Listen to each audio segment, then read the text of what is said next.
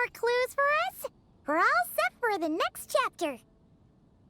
Yeah, I was just about to come find you. Let's see what it says.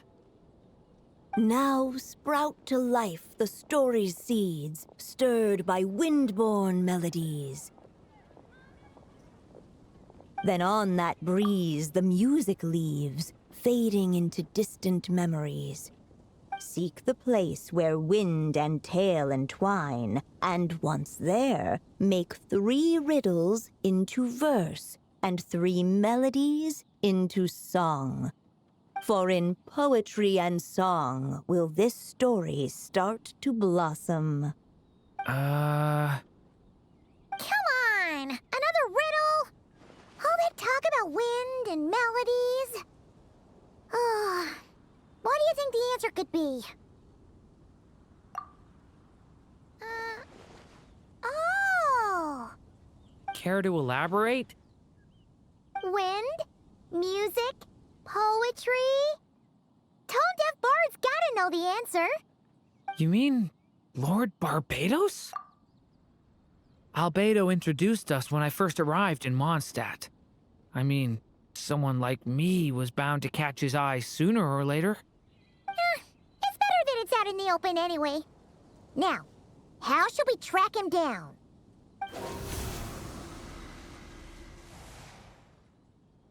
I'm pretty sure he's already caught wind of what's going on here. Why don't we just see where the wind takes us? Right. He definitely makes it easy to forget he's a real god sometimes.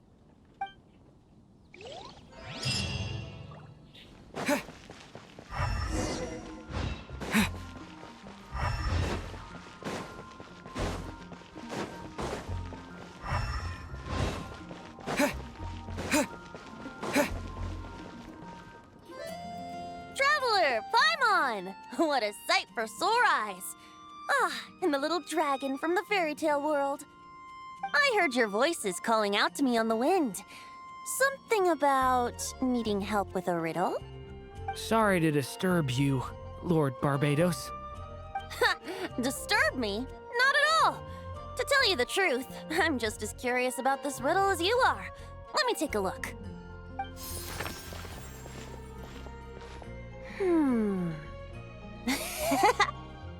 What is it? Did you figure out the answer? 3 riddles and 3 melodies. That sure takes me back. The answer you seek lies hidden in memory. Looks like running to Tone-Deaf Bard was the right call after all. Long ago, those mages came to Mondstadt, seeking to test their strength against mine. But I replied, let us make music, not war, and resolve our conflicts through song. So I strummed my lyre and sang them this verse. O wind, welcome now, my guests.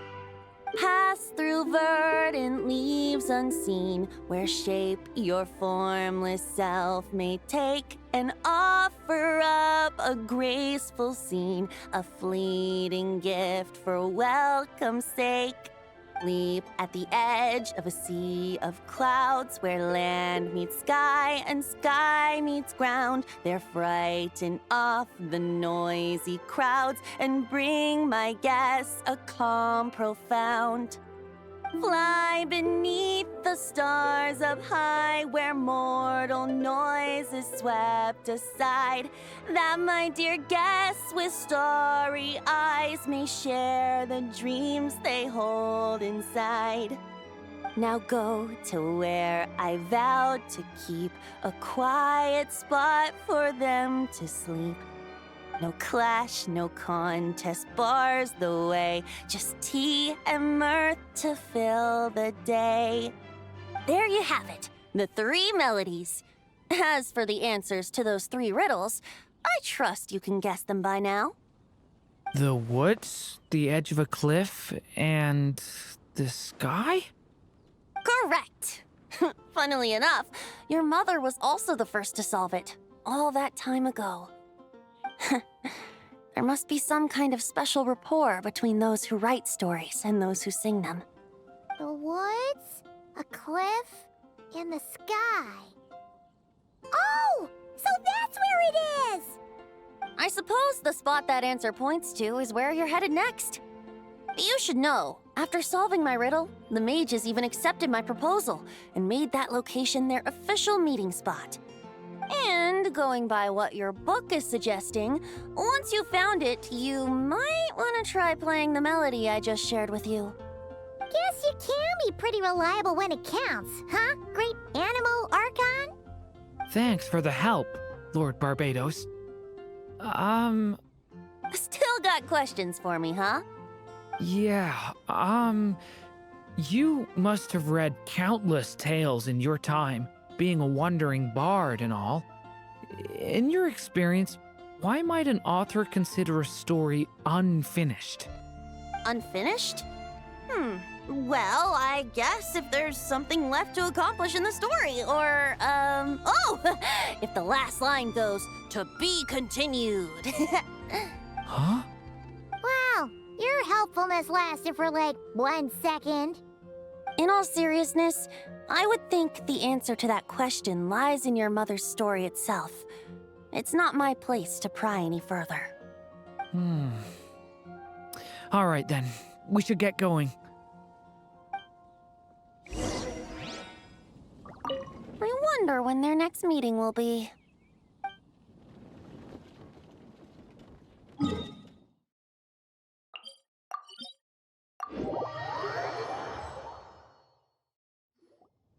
Okay, we're here!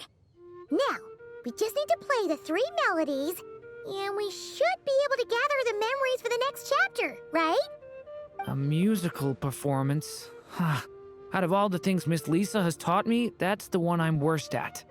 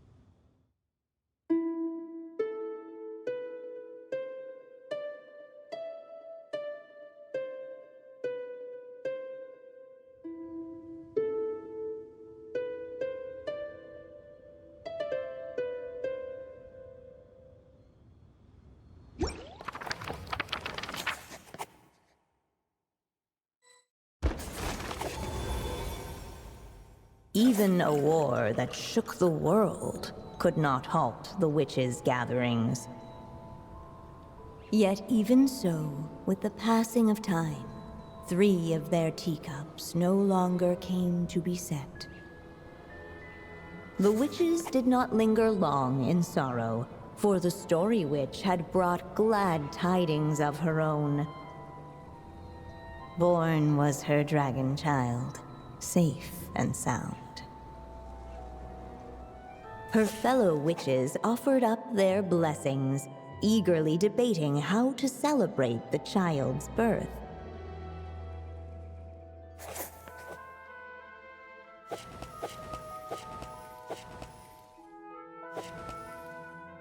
In the end, they settled on the most vibrant balloons they could find.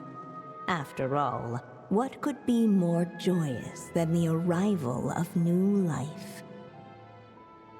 And so, the witches' gathering turned into a birthday celebration.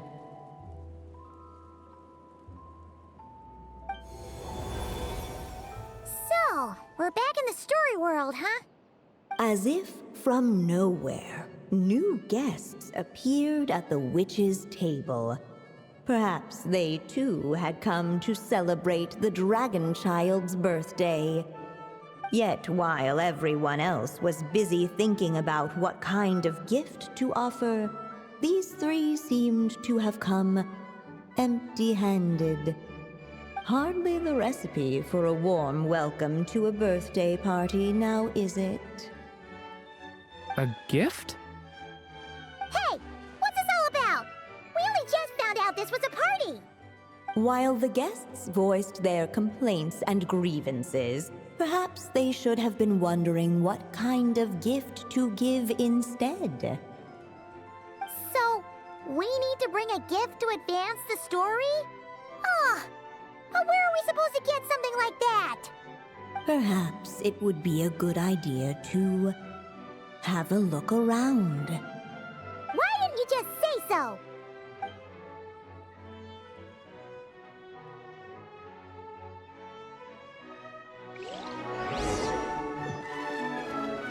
The witches went on chatting away, ignoring the empty-handed guests.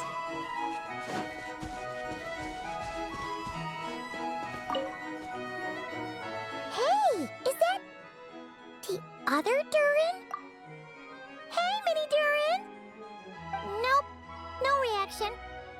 Seriously, did he doze off at his own birthday party? Brought to life by the witch's magic ink, the dragon child played with animated glee each time the tip of her pen danced across the page.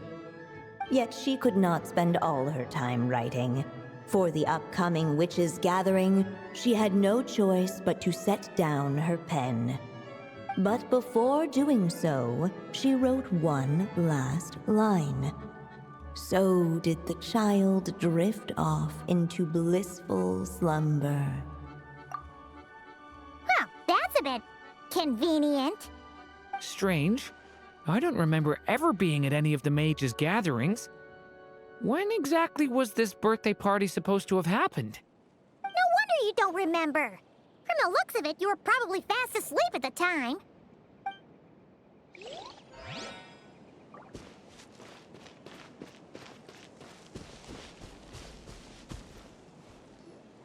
Hey, could we use these as gifts, maybe?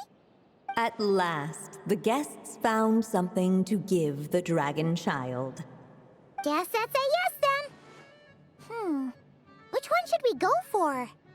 Still, the guests wondered, what kind of gift might the little dragon really want? Should they put a warrior's sword in his hand and send him out on an unstoppable quest to save the world? Or perhaps a wandering hero's slingshot and the promise of a life of endless, uncharted adventure? Or maybe even a scholar's tome and the chance to take on all the world's unsolved mysteries. Okay. Wow. That's a lot of pressure all of a sudden. Oh yeah! Technically, we're actually picking a gift for you. So, which one would you prefer? You want me to choose? Wow, this feels kinda special. How come? For as long as I can remember, I've spent most of my time living in the stories my mother created. I always thought my mother had everything written out for me already, just like the toy figures in Constellation Metropole. What I wanted to do with my own future. That's something I've never really thought about. What did I want back then? This is the first time I've ever asked myself that question. Sounds like this is the perfect opportunity to answer it then. It's been a while since you left Simulanka, and after everything that's happened, it might be about time to start thinking about your future. Then let me give it some thought.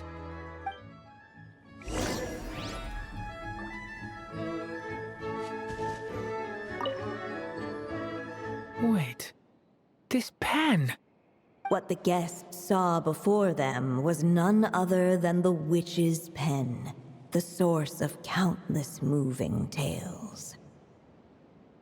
So, this is M's pen? The one she used to write the story of Simulanka? You must know it well, Durin. Honestly, the thing I remember most is how often I woke up to the sound of it scribbling away. In the years before my mother passed away, she'd often sit at her desk, writing late into the night. Almost like she was in a race against time to get something completed. Anyway, it belonged to my mother, so we shouldn't mess with it. Let's go see what else there is.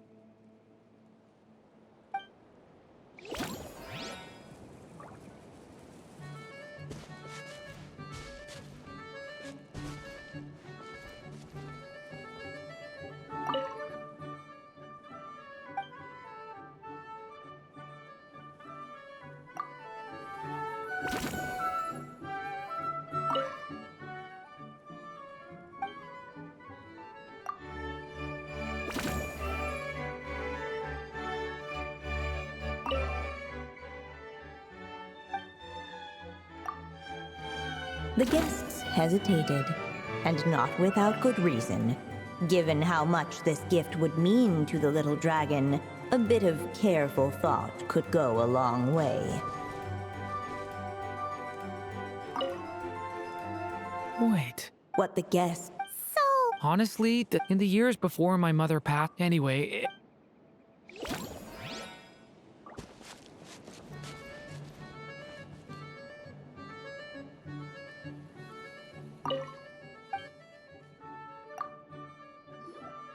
In the end, the guests settled on the Scholar's Tome. so you're the scholarly type, huh? I just feel like I should learn more about the way the world works. What makes you say that? I'll give you an example. Did you know that in Mondstadt, using fire to catch fish is a punishable offense? I thought she was just teaching me regular hunting techniques. It was only after Master Jean caught me and sent me to solitary confinement that I realized I'd misread the situation. So much of what's considered common knowledge in your world just wasn't in Simulanka.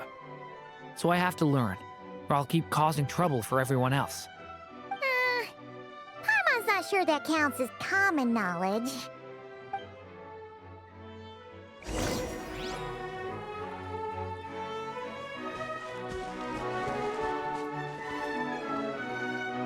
Alright, they should let us in now that we've got a gift, right? Hello there. Brought a gift this time? The newly arrived guest presented his gift, wishing the little dragon a future as a wise and accomplished scholar. Accepting the guest's blessing, the Story Witch invited him and his friends to take their place around the table.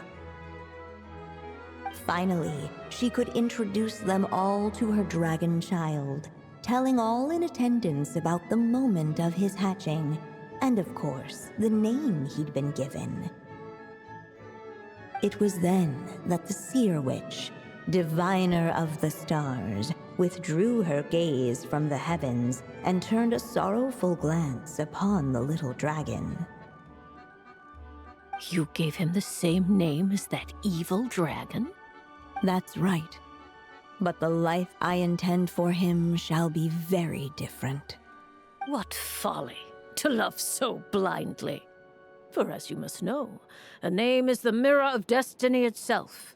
He who bears an evil dragon's name must also inherit the fate of its previous owner. His fate has been foretold. Then I'll rewrite it. The witches at the table fell silent, for they knew the Seer Witch's words had never once proven wrong. Yet, just as clearly, they recognized the Story Witch's resolve, for there is scarce a force in this world more fearsome than a mother's love. At last, the Merry Witch stepped forward, dispelling the uneasy silence. So be it. Then we'll all lend a hand. Together, we shall rewrite this child's fate. You mean to defy one of the fundamental rules of this world? I refuse to be shackled by such rules. Besides, this is a witches' gathering, is it not? What could be more fitting a subject for this occasion than to defy them? Oh? Sounds like an interesting experiment. I suppose, were we to succeed in this endeavor, we might bring a touch of wonder to this otherwise dreary sky of stars. The Merry Witch finally talked them all round, just like she had done many times before. Warm and strong as the sun she was, so much so, in fact, that those who her light shined down upon had no choice but to bask in it. And so the witches readied their gifts, 3 marvels of the cosmos. For this child, I shall decipher the ravings of the heavens and lay bare before him the trickery of fate. For this child, I shall leave a formula powerful enough to unravel the very origins of this world, that he may seek another solution for the conundrum of his life. For this child, I shall call upon wondrous magic to make possible his impossible wish. All the Story Witch had was the pen in her hand, yet with the love that flowed from it, she resolved to bring forth a marvel of her own. For this child, I shall leave behind the last story I will ever write, and with it, a path to an ending yet untold. With the witch's blessings given and received, the little dragon's fate at last began to turn. In the midst of the dragon child's birthday celebration, the seer witch proclaimed her prophecy. The child had been given the evil dragon's name, and with it, the burden of its fate. But hearing this, the Story Witch vowed to rewrite it all, for such was her love and resolve.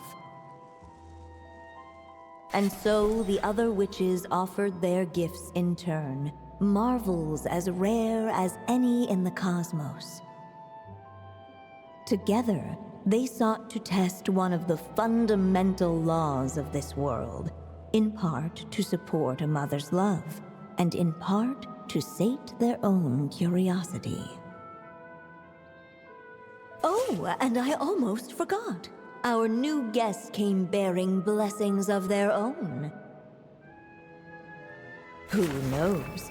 Perhaps this extra dash of wisdom might be all the little dragon needs to change his fate.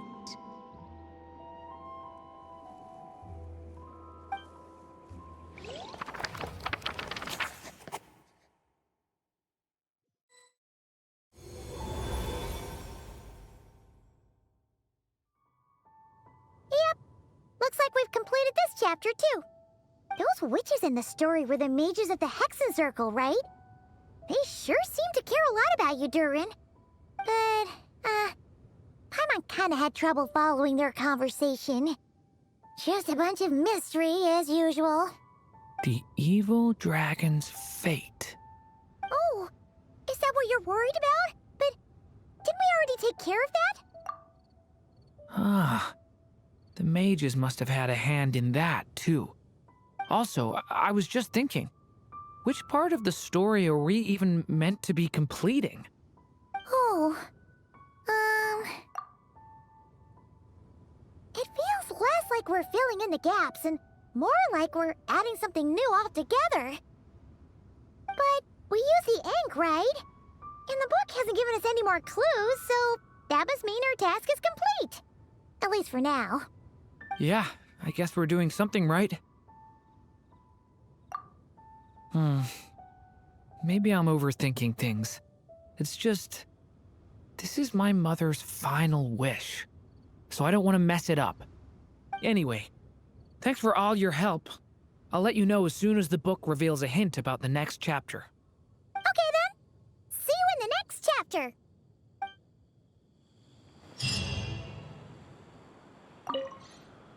I think I'm gonna stick around, take my time reading through this book.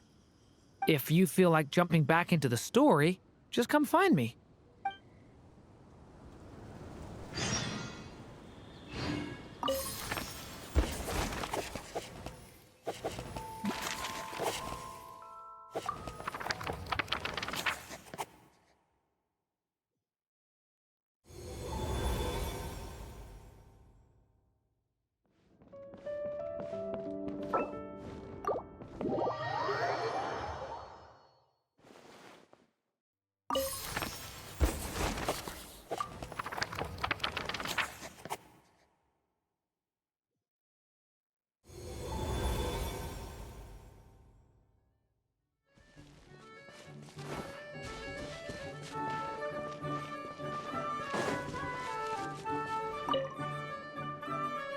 of late, the tricksy witch has nearly the entirety of the snowy lands in her grasp.